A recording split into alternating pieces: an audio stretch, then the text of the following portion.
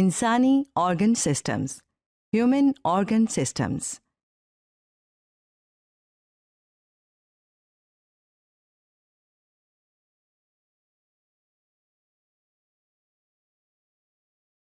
انسانی دماغ، human brain,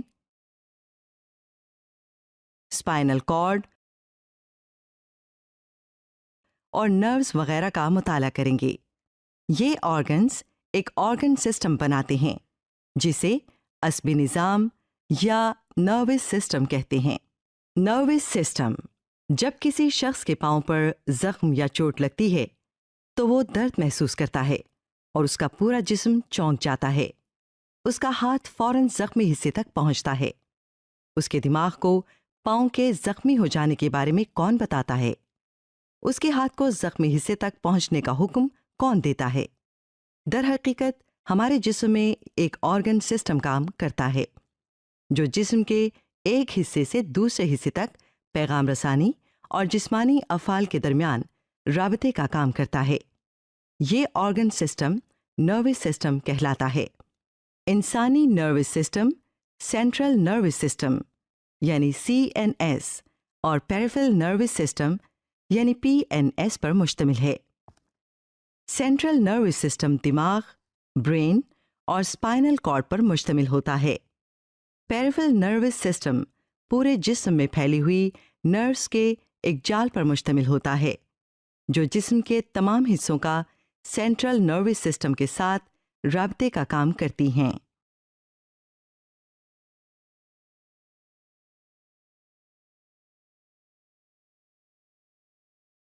neuron یا nerve cell.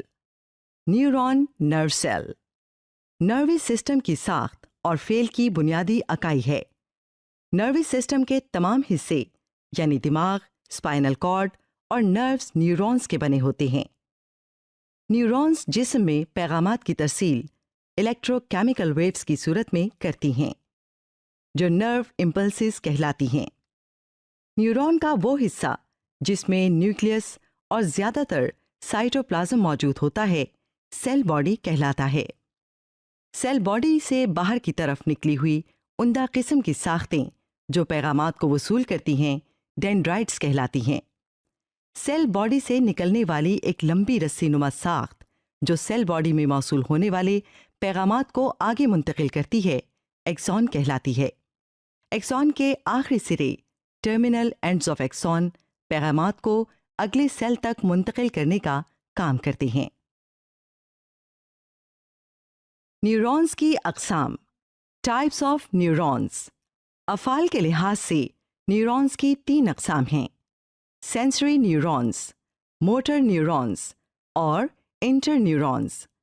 Sensory neurons sense organs مثلاً آنکھ، کان، ناک، زبان، جلد وغیرہ سے nerve impulses central nervous system تک منتقل کرتی ہیں۔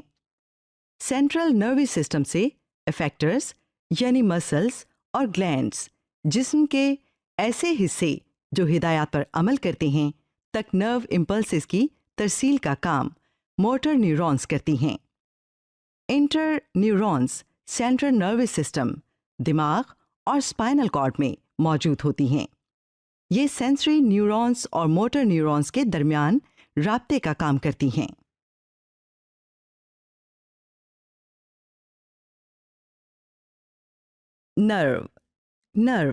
نرو ساتھ ساتھ موجود ایکسونز کی ایک ہی تہہ یا شیٹ میں لپٹی ہوئی کیبل نما بنڈل جیسی ساخت ہوتی ہے جو اس سے منسلک ہر نیورون کے موصول شدہ پیغامات کو جسم کے ایک حصے سے دوسرے حصے تک پہنچانے کا کام کرتی ہے۔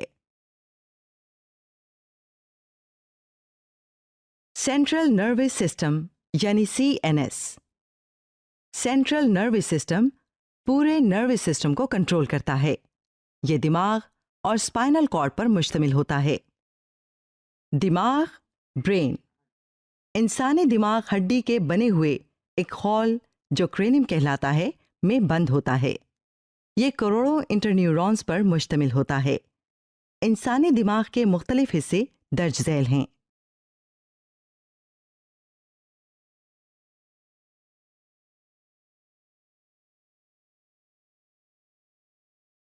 فور برین دماغ کا سب سے بڑا حصہ ہے. اس کے 3 اہم حصے سیریبرم، تھیلمس اور ہائپوتھیلمس ہیں.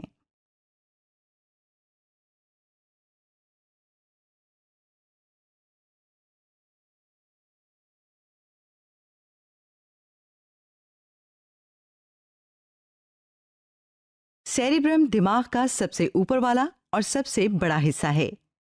یہ دائیں اور بائیں سیریبل ہیمیسفیئرز میں منقسم ہوتا ہے. سیریبرم بہت سے جسمانی افعال مثلاً سوچنا، محسوس کرنا، دیکھنا، سننا، بولنا، جذبات، تصورات، یادداشت، فیصلہ کرنے کی صلاحیت وغیرہ کو کنٹرول کرتا ہے. تھیلمس سیریبرم کے اندر پائی جانے والی ایک چھوٹی سی ساخت ہے جو بہت سے حسی سینسری افعال کو کنٹرول کرتی ہے. ہائپوتھیلمس تھیلمس کی بنیاد میں پایا جاتا ہے. یہ جسمانی ٹمپریچر، بھوک اور پیاس وغیرہ کو کنٹرول کرتا ہے.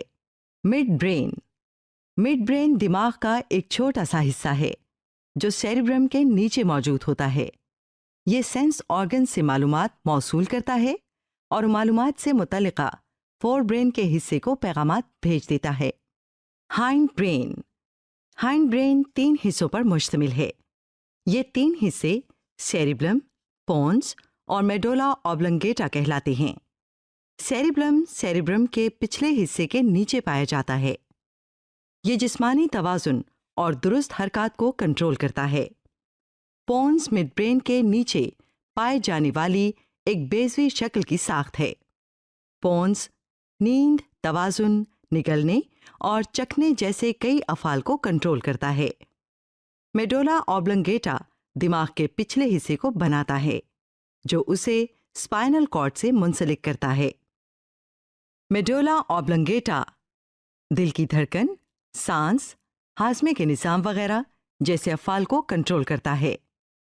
میڈولا اوبلنگیٹا اس وقت بھی کام کرتا رہتا ہے جب دماغ کا بقیہ حصہ نیند کی حالت میں ہوتا ہے. اسپائنل کارڈ میڈولا اوبلنگیٹا کا اضافی یعنی بڑھا ہوا حصہ ہوتا ہے. یہ ریڑھ کی ہڈی کے اندر موجود ہوتا ہے اور اس کے نچلے حصے سرے تک پھیلا ہوتا ہے. اسپائنل کارڈ بھی انٹر نیورونز کا بنا ہوتا ہے. اس کے بیرونی حصے کا رنگ ہلکا سیاہ جبکہ اندرونی حصے کا رنگ گہرا سیاہ ہوتا ہے. اسپائنل کارڈ دماغ اور جسم کے دیگر حصوں کے درمیان رابطہ بحال رکھتا ہے. یہ مختلف ریفلیکس ایکشنز، فوری اور غیر شعوری افعال اور دیگر غیر شعوری افعال کو بھی کنٹرول کرتا ہے. پیریفرل نروس سسٹم یعنی PNS. پیریفرل نروس سسٹم پورے جسم میں پھیلی ہوئی نروس کے ایک جال پر مشتمل ہوتا ہے جو جسم کے تمام حصوں کو سینٹرل نروس سسٹم، دماغ اور اسپائنل کارڈ کے ساتھ منسلک کرتا ہے. دماغ سے نکلنے والی نروس کو کرینیل نروس کہا جاتا ہے. اسپائنل کارڈ سے نکلنے والی نروس اسپائنل نروس ہیں. انسانی جسم میں کرینیل نروس کے 12 اور اسپائنل نروس کے 31 جوڑے پائے جاتے ہیں. نروس سسٹم کے کام کا model. Working model of nervous system. Nervous system جسم کے تمام افعال کو کنٹرول کرتا ہے اور ان کی انجام دہی کے لیے جسمانی آرگنز میں رابطہ قائم کرتا ہے. اس کے علاوہ یہ ماحول میں پیدا ہونے والی تبدیلیوں کو محسوس کرتا ہے اور ان تبدیلیوں کے نتیجے میں رد عمل رسپانس بھی پیدا کرتا ہے. نروس سسٹم کے کام کا ایک سادہ ماڈل انسانی جسم کے اندرونی یا بیرونی ماحول میں پیدا ہونے والی ایسی تبدیلی جسے محسوس کر کے کوئی سینس آرگن اپنے اندر نرو امپلس پیدا کرتا ہے محرک یا سٹیمولس کہلاتی ہے. سٹیمولس کی جمع سٹیمولائی ہے. گرمی، سردی، پریشر، آواز کی لہریں وغیرہ سٹیمولائی کی مثالیں ہیں. سینس آرگن کے مخصوص سیلز، ٹیشوز یا آرگنز جو سٹیمولائی کو محسوس کرتے ہیں ریسیپٹرز کہلاتے ہیں. سینسری نیورون سٹیمولائی کے نتیجے میں موصول ہونے والی معلومات یا پیغامات کو نرو امپلسز کی صورت میں ریسیپٹرز سے سینٹرل نروس سسٹم کو منتقل کرتے ہیں. سینٹرل نروس سسٹم ان پیغامات یا معلومات کو پروسیس کرتا ہے اور موٹر نیورونز کو نرو امپلسز کی صورت میں افیکٹرز کے لیے ہدایات جاری کر دیتا ہے۔ Motor neurons central nervous system کی ہدایات کو متعلقہ جسمانی حصوں تک پہنچا دیتی ہیں، جو ان ہدایات کے مطابق رد عمل پیدا کرتے ہیں۔ جسمانی حصے جو موٹر نیورونز کے ذریعے پہنچنے والی نرو امپلسز ہدایات کے مطابق رد عمل پیدا کرتے ہیں، افیکٹرز کہلاتے ہیں۔ مسلز اور گلینڈز جسم میں بطور افیکٹرز کام کرتے ہیں۔